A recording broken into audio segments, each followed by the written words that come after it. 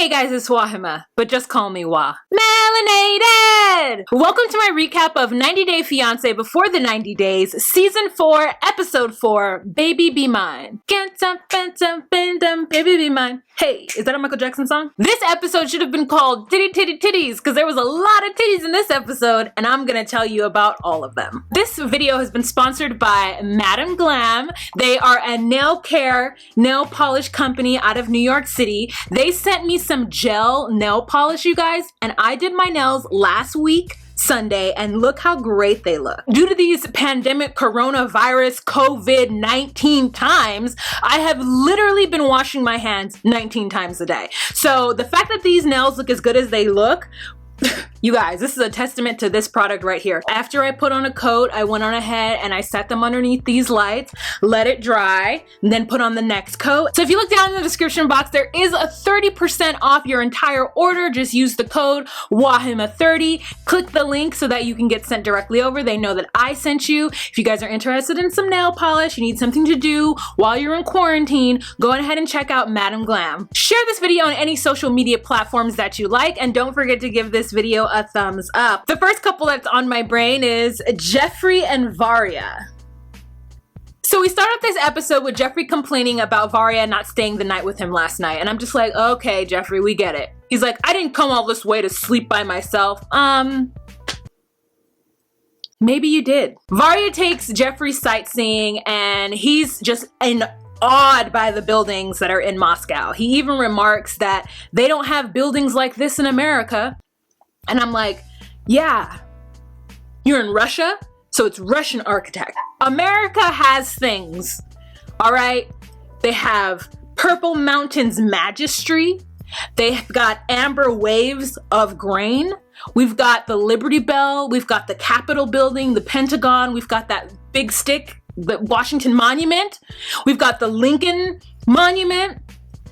We've got Mount Rushmore. Like, shut up, weirdo. They talk about living in the States and what that might be like, and Varya's like, so you don't ever want to live in the city? And he's like, you'd be surprised what the suburbs of Knoxville has to offer. She's like, no, I wouldn't be surprised. He actually admits that he's an ex-con.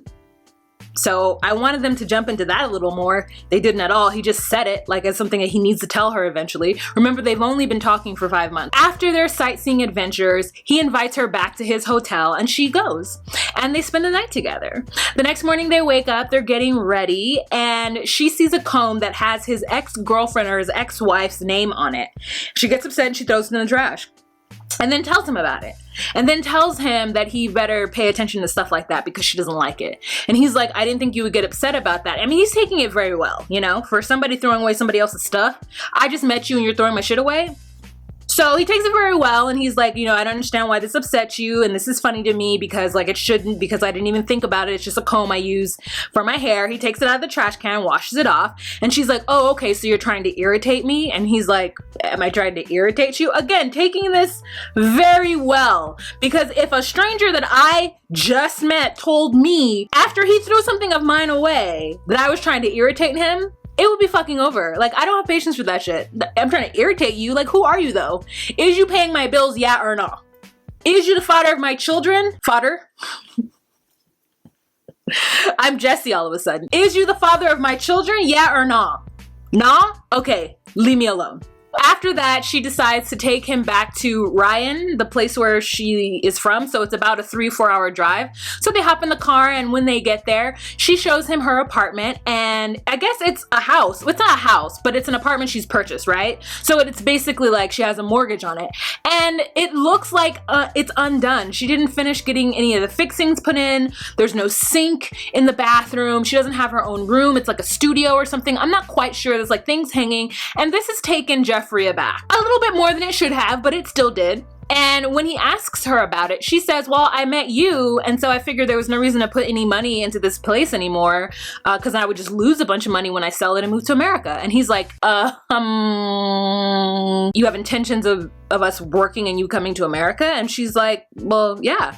And he said, well, So what are your intentions in general? Like, is it me? Or how do you know that after 5 months, like, we're just getting to know each other? So that gets him thinking, because now he's worried that she is just looking for an American to get out. Like, she's gonna come there, get her green card, and be gone. And he says that to her. And she gets a little defensive, and she's like, that's not what I said. And he's like, well, is it any American or is it just me? Like, these are red flags, these are problems. And she's like, well, I think you're twisting my words. And I'm like, you know, Varya, no, he's not twisting your words. You have high hopes for this relationship to the point where you stopped getting work done to your apartment that you live in because you are thinking that you're gonna move to the States. I mean, it's crazy. If I'm thinking it from a foreigner's perspective, as I like to do, I like to give the foreigner the benefit of the doubt. Hear me out. Varya sees an opportunity to go to the US to be with a man that she doesn't hate, that isn't ugly, that seems like he could take care of her. And she's a pretty woman. She's got her shit together. She's not just out here trying to scam people. And so she's thinking like, I could make this work. Why wouldn't it work? What could possibly go wrong? You know, and if I get there and I hate it, then like, we could just get divorced. And that's a red flag for Michael. And I know it's a red flag for a lot of people, but if a visa wasn't involved, which is something that Jeffrey ends up saying. Did I call him Michael just now? I didn't mean to call him Michael if I did. That's the thing that Jeffrey is saying. It's like, you couldn't get a visa on your own. You couldn't just go to the US right now on your own. So you are needing me to get you there. And so he feels like her intentions are bad, which they're not the best, but they also aren't the worst. It's not like he's some like ugly curmudgeon who she could never fall in love with. I think that she's thinking he's somebody that she couldn't. As long as they can just get along, it should be fine. Now, stopping production on her apartment, very weird, but I do see her point. Sometimes when I like people, I jump all in as well, and I am like, let's do it. If we're gonna do it, let's just do it. All right, so the next couple that we're gonna move on to is Lisa and Usman. You guys, seeing them kiss in the morning was so disgusting. Usman deserves a BAFTA, an Emmy, an Oscar. Let's give him a Golden Globe. You know, the foreign press is impressed with that acting ability because he is kissing her as though he really means it. She's like, get up, sleepyhead. You know, I'm jet lagged, so get up. And he's like, She's like, come on, you're just lazy. And he's like, I wasn't lazy last night. And we're like, oh, that's disgusting. He has a confessional and he says, if I'm thinking of baby girl Lisa, if I have 100% expectation, Lisa is almost 70% me. No, she is 70% reaching my expectations. Wow. I mean, they just love to give percentages, don't those Africans? Azan is like 55% attracted to Nicole. P.S. Nicole is actually in Morocco right now with Azan, and I really want to know what's going on, but I want to give them their time to like suss it out because I don't want to see any more messiness. You know what I'm saying? I want to know if his sister got her $6,000 back. But okay, let's get back to the other part of Africa. Nigeria. Okay, we're there. We're back. Then Lisa says Nigerian way of making love and American way of making love is different. Like, for example, Usman did not know about oral sex. I don't know if it's like Nigerian specifically. It might be cultural, might be religious. There could be a lot of things that contribute to him not knowing about going down or pleasuring a woman. It happens here in the US. It happens everywhere. They get dressed. Lisa's in all red. They go to meet Usman's friends and have breakfast, which Lisa's annoyed by that because she wants to have all alone time with Usman. So as they're walking up, you can tell Usman is definitely embarrassed to be walking with Lisa. His face is like, as he walks up to see his friends. And Lisa's just like, you know, with her perm, just like with her man, she just got D down. You know, she just got dick down. You know what I'm saying? And so she's like feeling real refreshed. I'm sorry, I forgot a part. So she opens up her suitcase and tells Usman about the condoms. And he's like, who gave you this? And she's like, how was it without condoms? And he's like, it was good. And I'm like, did you guys use lube? I feel like it's all just Sahara's, you know, down there for her. Ooh, wow, wow, wow. This is a tumbleweed. Desert and dry AF, you know what I'm saying? They sit down And then the friends immediately jump into it and are just like, look, Usman, what if your mom says no to this marriage? And Lisa's like, if his mother says no to this marriage, we are going to get married with or without her blessing. And the friends are like, eh? Usman's like, and she's like, what?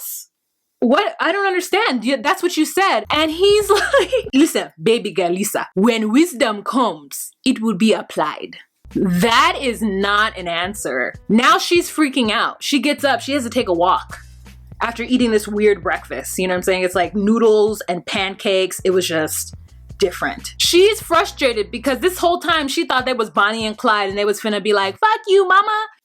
I'm getting married anyway to this old bag. Like, no, it wasn't gonna happen, Lisa. You're foolish. You're a foolish older woman from the States. Later on, they get into the car to make the 3 or 4 hour drive, again, another 3 or 4 hour drive, back to Usman's town. She notices that his phone is going off and she picks it up to look at it, but there's no name, so she doesn't immediately freak out, but she's annoyed because she feels like this 30-year-old person should have their phone on silent the entire time. And that's a huge, huge age gap difference between Lisa and Usman. For whatever reason, she wants him to not have his phone on or to be disconnected somehow from his phone. And I'm like, you know what? That's not possible. That is an unrealistic request from her on her part. Is she in the 90s right now? I mean, because nobody else is but her. He's a young man. He has a whole business that he's trying to promote. And social media is an integral part of it. She's asking him to put it away for the 2 weeks that she's there? Absolutely not. She's not a good partner at all. And her jealousy is getting out of control to the point where he has to talk to his friends about it because it's apparent. And he's worried that she's going to be disrespectful in front of other friends, in front of family, and all of that because she isn't understanding her place in the grand scheme of his life. They get to his house and she has turned up her nose, honey. I mean, the judgment of this woman from York, Pennsylvania about his circumstances. Talking about this doesn't look like a celebrity's home. Did you really think that he was like a celebrity? He's just popular on Instagram. Like, it was just real disrespectful and I didn't like it. I didn't appreciate it. And I don't like when the Americans go to the foreign countries and then turn their noses up. Like, you are delusional because you're picking people who have less than you and then you want to go to their abodes and like be judgy. Benjamin. She goes and shakes the toilet because it isn't properly cocked to the ground. I really do worry about her behavior around his friends and family from here on out. So the next couple that we're going to talk about is Ashe and Avery. Okay, so real quick, this is boring. She gets there, they have like an intense kiss, and girl, his eyes are literally bugging out of his head. It is like intense. It's a lot. I mean, he's handsome, but those eyeballs are like, okay, his pants are super tight that I can literally see like the bulge of his wallet. Like, I'm like, get a card clip. Like, it's too much. At some point, Ashe tells Avery that she can't stay at his apartment with his son and his brother because his brother doesn't want her there. Which is like really a red flag for me. I would be so hurt and I don't understand why he told her that. Why didn't he just say, for this trip, it would be more comfortable if you stayed in an Airbnb and don't worry, I'll stay in that Airbnb with you. So now she's worried about what he's told his family and what kind of first impression she's gonna make on the family, seeing how the brother doesn't want her staying there. So they get to the Airbnb, he has the roses out, they're in a box, in a room, and he shows her the room, this is where we're sleeping, and she's like, no, this is where I'm sleeping. Remember, we talked about we're not gonna have sex right away, and so you're gonna be sleeping in this room over here. He has roses that have been painted black, but he says that she really loves the color black. I, for one, thought they were sweet. Your hands are so nurturing. That's what he said to her in the car. Your hands are so nurturing. How the hell do you know that? And she's like, well, your hands are real soft. And he's like, yes, because of all the creams and lotions. Oh, and the bracelets. So after that, we get a little look-see into why they broke up. One of the 3 times that they broke up in the last 9 months they were together was because he made her bracelets that says Ashe loves Avery and Avery loves Ashe and showed it to her on social media, and she freaked out and broke up with him because she felt like it was moving too fast. Why start talking to a guy from across the world if you're gonna get freaked out when he buys you stuff? Like, these people are so interesting to me. So the next couple that we're gonna talk about is David and Lana. All right, new couple alert, new couple alert. Okay, so David is a 60-year-old man from Las Vegas who's done pretty well for himself.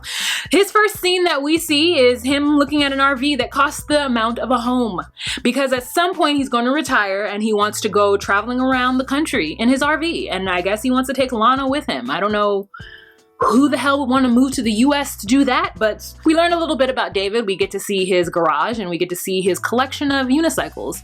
And he gets on one of those unicycles and they start to play French music behind him. And I think to myself, what the hell is the purpose of a unicycle? Like, you can't literally do anything but ride it. Is he gonna be a mime in France? What is he going to do on this unicycle? Why does he have more than one of them? I have so many questions. You can't even carry, it's not like you can use the unicycle to go to and fro from the store, right? You can't, because where are you gonna hold your bags? In your arms while you're trying to balance yourself on this damn unicycle? You're gonna wear a backpack? This seems really unsafe. The unicycle whole thing was just like crazy. We didn't need to know it. Production played him and made him take out them damn unicycles. It was ridiculous. He was like a damn clown with no makeup on. So anyways, we find out that Lana is 27 years old, doesn't speak English, and he has only ever communicated to her via this website that looks like it was built in 1998. That interface is old AF, but for whatever reason, the emojis were new. He is satisfied. He has gone to the Ukraine 3 times to meet her. This will be the 4th time that he's planning on going. The first time, she stood him up and he acknowledged that was kind of crazy. The second time, her brother died unexpectedly, so she stood him up again. The third time, she unexpectedly had some kind of surgery and then couldn't be around him. I mean, why can't he WhatsApp her? He says that he's spent $100K speaking to her over the last 7 years through the website. And the craziest thing about the website is that there is no record of their conversation. He says that after she hangs up or goes offline, there is no record. It just all disappears, their conversation. So he doesn't even have any record that he's spoken to her.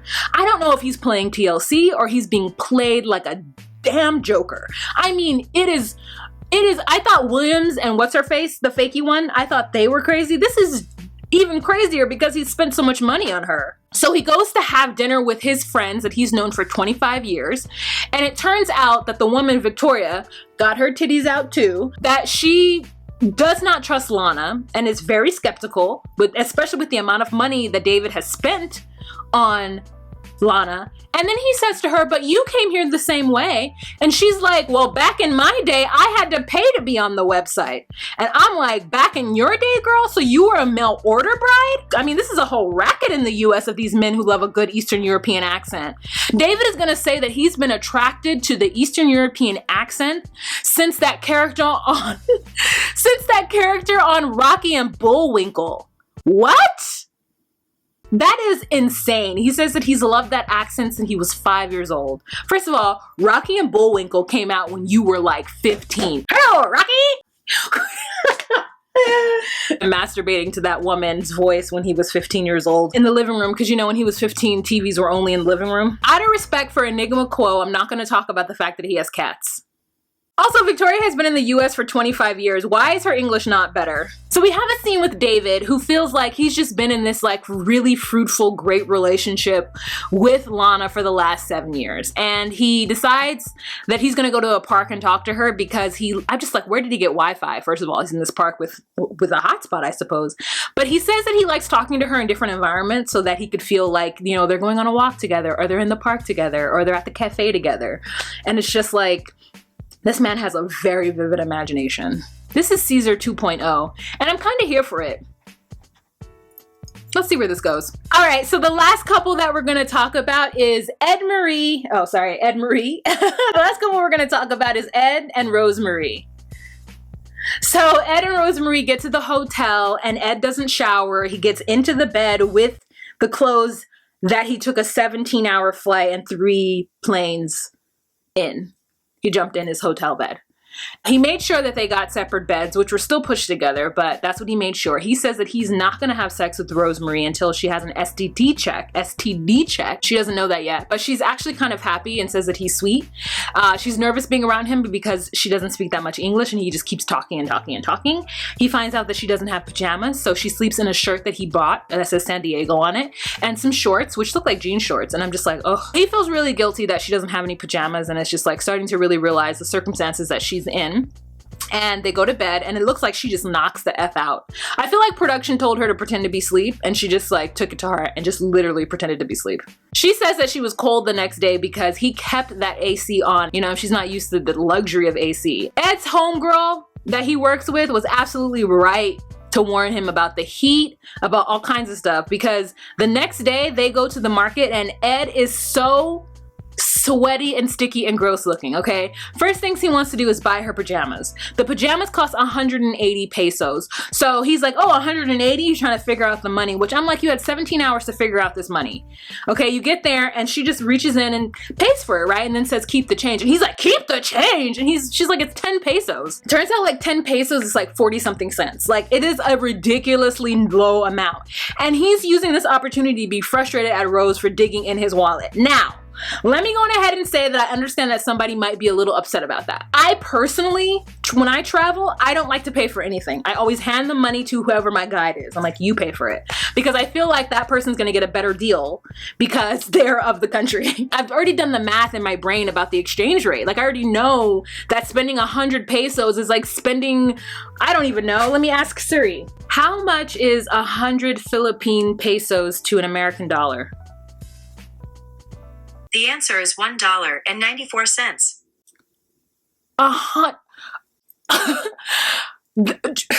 Rose's pajamas cost what, $2.50? I'm going to the Philippines. 100 pesos is $1.94? Yo, this shit is crazy. So then she's like, I want to get you a shirt that has a flower, and they go to the next vendor and she dips in the money again. This time the shirt is $4.80, which I'm like, how is the pajamas $1.80 and the shirt $4.80? They for sure upsold her. And Rose was quick to be like, yep, there's the money. You know, she's about stimulating her economy, okay? She wants to help her peoples out. And he's so frustrated and overwhelmed, and he acts just like a baby and can't get through the rest of this trip. There's too many people around him. He wasn't expecting this. And she's looking at him like, okay, this is normal. Like, this is what the heat is. And he's like, I can't. I need airco. I need air conditioning. I can't. And I'm just like, oh God, Ed. Oh God. Has Ed never been to the South? Has Ed never been to New York City? Has Ed never been to Florida? How is he ever gonna stay in the back of her shop? These are the things I need to know. If I were Rosemary, I'm Ed Marie, I keep calling her that. If I were Rosemary, I'd honestly be embarrassed to be seen with Ed. She could do a lot better. Oh, I didn't talk about Tom and Darcy. Tom and Darcy. Okay, girl, so it is spa day with Raina, Stacy, and Darcy. Girl, they are in their bathing suits. They've got their robes hanging from them, and they've got their pumps on, okay? They are clickety-clacking, and they are sitting down to talk about Tom and this brand new Darcy lookalike. Tells Rain about the drama with Tom and how he's coming to the US and he's gonna be in New York City and he wants to meet up with her, and she's not here to be played the same way that Jesse played her the last time. And look at this Darcy lookalike that he's been hanging out with. And her and Stacy, I mean, more titties. My sister was going in on Darcy and her face and her Botox, but I love Darcy. There's something you could say. Raina basically says, Darcy, you need to stick up for yourself. You need to go there from a position of power. You guys are obviously not together. Just go there and be a woman. And Darcy's just like, well, he hasn't told me anything, so I'm assuming we're still together. And I'm like, Darcy, girl, he didn't call you for your birthday. Y'all are not together. Oh, there is a last couple, Stephanie. Yeah, Stephanie and Katie? I'm not sure. She got her titties out too. A lot of titties. There's a lot of titties in this episode. So she packs up all her stuff, gets with her homegirl, takes her to the airport, has an outfit for arriving in, I mean, it's not a travel outfit in my personal opinion, but she looks cute. She got boots on. I'm just like, that's hell to get through security. TSA with them boots, girl. Whew. All right. Puts her mask on and goes, let's see what happens on their end. All right, you guys, so that's the end of this episode. Hope you enjoyed it. Please don't forget to give this video a thumbs up. Don't forget to share on any social media platforms that you like. Let's have a kiki and a conversation down in the comments section. And don't forget to check these videos out. You guys follow me on Instagram as well at Just Call Me Wa. And let's try to get through this pandemic time together. All right, remember to be you, be true, and find your place. Bye.